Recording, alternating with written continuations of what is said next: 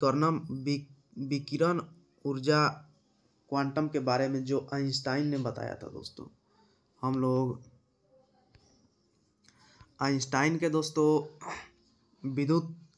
प्रकाश विद्युत समीकरण और विद्युत विकिरण ऊर्जा क्वांटम के बारे में हम लोग बात करेंगे। तो आप लोग दोस्तों आज के इस वीडियो के अंदर बने रहिए। तो चलिए हम लोग आज के इस वीडियो को इसी के साथ स्टार्ट करते हैं और आप लोगों को दोस्तों इसके बारे में जो भी महत्वपूर्ण बात है, जो भी जानकारी वाला बात है, उन सभी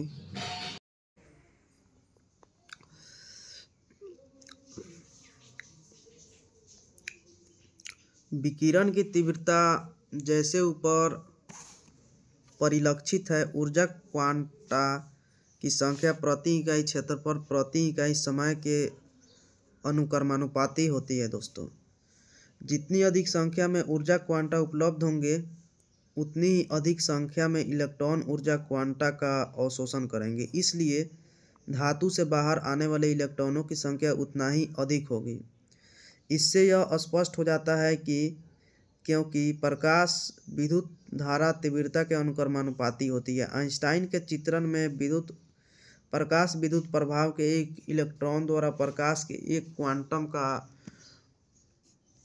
अवशोषण मूल प्राथमिक प्रक्रिया होती है दोस्तों। ये भी बात आप लोगों को यहाँ पे काफ़ी ज़्यादा जानकारी वाला महत्वपूर्ण बात जानने के लिए। अधिक दृढ़ता के अबंध इलेक्ट्रॉनों के उत्सर्जित होने पर उनकी गतिज ऊर्जा अपने अधिकतम मान से कम होती है दोस्तों। ये भी बात आप लोगों को यहाँ पे बहुत सारा दोस्तों जानकारी वाला बात जानने के लिए मिला।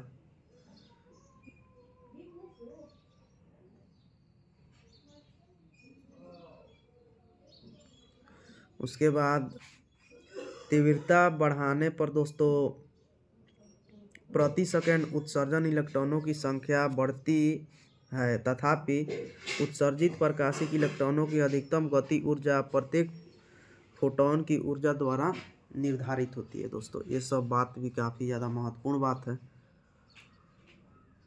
जैसे कि हम लोगों ने समीकरण 11.2 में दोस्तों अवशोषण के द्वारा विकिरण ऊर्जा विभक्ति इकाइयों से बनी होती है, जो विकिरण की ऊर्जा के क्वांटा कहलाता है दोस्तों। ये भी बात काफ़ी ज़्यादा महत्वपूर्ण बात है जिसके बारे में मैंने दोस्तों आप लोगों को बताया। उसके बाद चलिए हम आप लोगों को दोस्तों इसके अलावा और सारी बातों को बताते हैं जो आप लोगों को काफ़ी ज़्यादा पसंद आएगा दोस्तों। तो इसके बारे में चलिए हम और सारी महत्वपूर्ण बातों को बताते हैं। तो यदि ऊर्जा का अवशोषण क्वांटम इलेक्ट्रॉन के लिए धातु की सतह से बाहर निकल आने पर दोस्तों के लिए निम्नतम आवश्यक ऊर्जा से अधिक होता है। तो सन 1905 में अल्बर्ट आइंस्टाइन ने प्रकाश विद्युत प्रभाव की व्याख्या के लिए वैद्युत चुंबकीय विकिरण का एक भौतिक मौलिक रूप से नया चित्रण प्रस्तावित किया दोस्तों। आप लोगों ने बिल्कुल सही सुना कि जो आइंस्टाइन थे दोस्तों, आइंस्टाइन ने 1905 ईस्वी में विद्युत चुंबकीय प्रभाव से मतलब रिलेटेड बातों को बताया, जो काफ़ी ज़्यादा जानकारी वाला बात है दोस्तों। उसके बाद हम आप लोगों को बता दें कि इस चित्रण में प्रकाश विद्युत उत्सर्जन विकिरण के सतत ऊर्जा अवशोषण के द्वारा नहीं होता।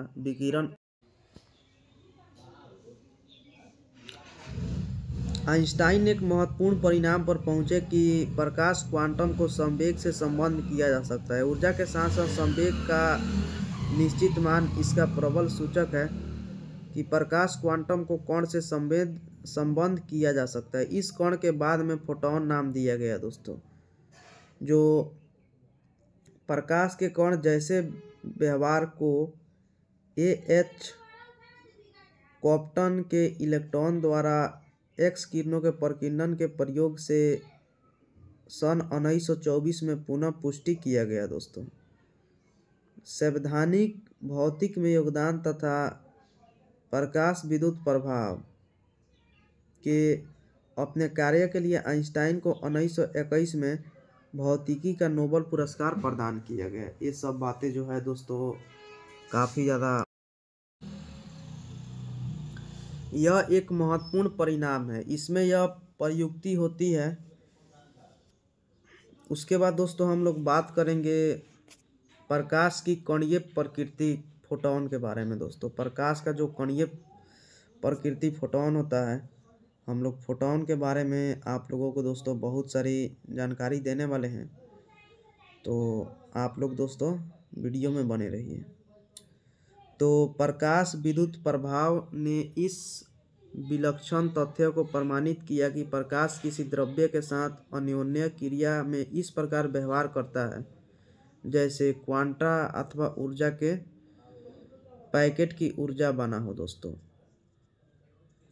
ये भी बात काफ़ी ज़्यादा जानकारी वाला बात है। ऊर्जा के साथ साथ संवेग का निश्चित मान इसका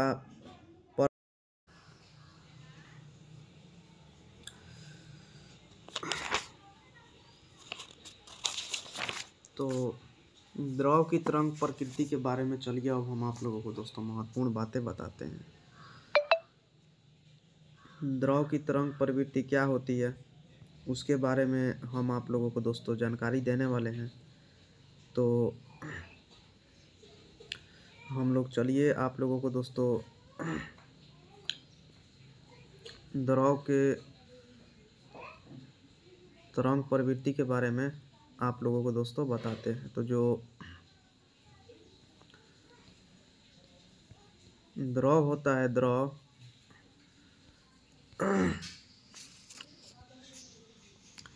प्रकाश की द्वैत प्रकृति वर्तमान तथा पूर्व अध्यायों में किए गए अध्ययन द्वारा स्पष्ट रूप से प्रकट होती है। प्रकाश तो दोस्तों अब हम लोग बात करेंगे धातुओं, चालकों एवं अर्धचालकों के वर्गीकरण के बारे में। हम लोग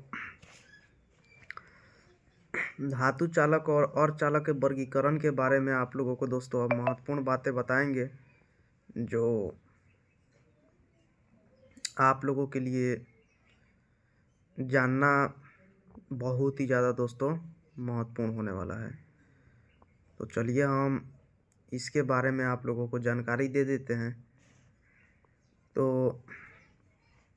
आजकल दोस्तों जो भी उपलब्ध अधिकांश अर्धचालक युक्तियाँ तात्विक अर्धचालक SI या GE और यौगिक अकार्बनिक अर्धचालकों पर ही आधारित है। आप लोगों ने बिल्कुल सही सुना। उसके बाद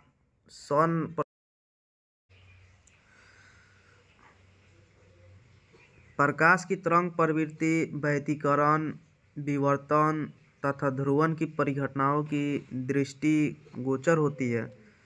दूसरी ओर प्रकाश विद्युत प्रभाव तथा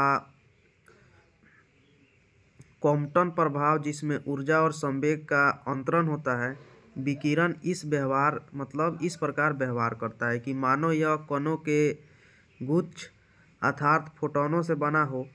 कण अथवा तरंग चित्रण में कौन किसी प्रयोग को समझाने में सर्वाधिक प्रयुक्त है, इस प्रयोग की प्रकृति पर निर्भर करता है। उदाहरण के लिए अपने नेत्रों से किसी वस्तु को देखने की सुपरिचित घटना में दोनों की चित्रण महत्वपूर्ण है दोस्तों। उसके बाद चलिए इसके अलावा हम आप लोगों को दोस्तों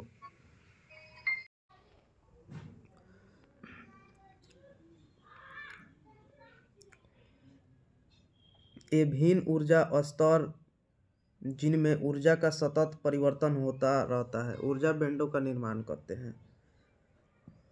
वह ऊर्जा स्तर जिसमें संयोजकता इलेक्ट्रॉनों के ऊर्जा स्तर समाविष्ट है संयोजकता बैंड कहलाता है दोस्तों। ये भी बात आप लोगों को यहाँ पे दोस्तों काफ़ी ज़्यादा जानकारी वाला बात जानने के लिए मिला।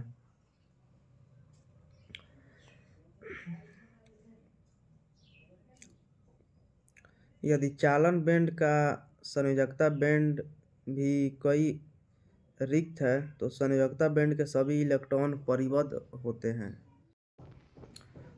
ऊर्जा बैंड के आधार पर दोस्तों हम लोग चालक और धातुओं के वर्गीकरण के बारे में बात करेंगे। तो बोर परमाणु मॉडल के अनुसार किसी वियुक्त परमाणुओं में उसके किसी इलेक्ट्रॉन की ऊर्जा उस इलेक्ट्रॉन की परिभ्रमण कक्षा पर निर्भर करती है दोस्तों। आप लोगों ने बिल्कुल सही सुना। उसके बाद चलिए इसके अलावा हम आप लोगों को दोस्तों और सारी जानकारी देते हैं जो आप लोगों को काफ़ी ज़्यादा पसंद आएगा। तो इसके अलावा दोस्तों हम आप लोगों को बता दें कि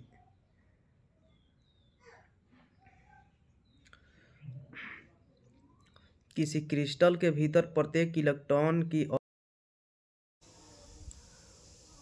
नैज अर्धचालक के बारे में अब हम आप लोगों को दोस्तों महत्वपूर्ण बातों को बताएंगे कि नैज अर्धचालक क्या होता है। इसके बारे में हम आप लोगों को दोस्तों बहुत सारी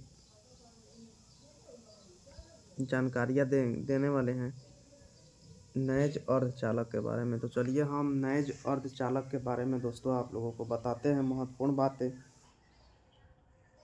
जो भी जानकारी वाला बात है उन सभी जानकारी वाले बातों को। तो हम GE और SI का सबसे साधारण उदाहरण लेंगे। हम लोग GE और SI का दोस्तों सबसे साधारण उदाहरण लेंगे जिसके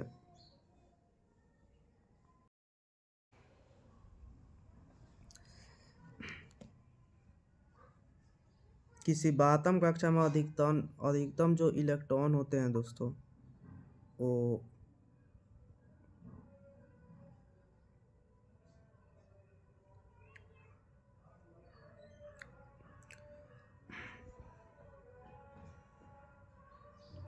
एट 2s+6 भी होती है। अतः 4 संयोजकता इलेक्ट्रॉनों के लिए ऊर्जा काफ़ी ज़्यादा अधिक होता है। उसके बाद हम लोग दोस्तों चलिए SI और GE के क्रिस्टल जालकों के परमाणुओं के बीच की दूरियां के बारे में बताते हैं।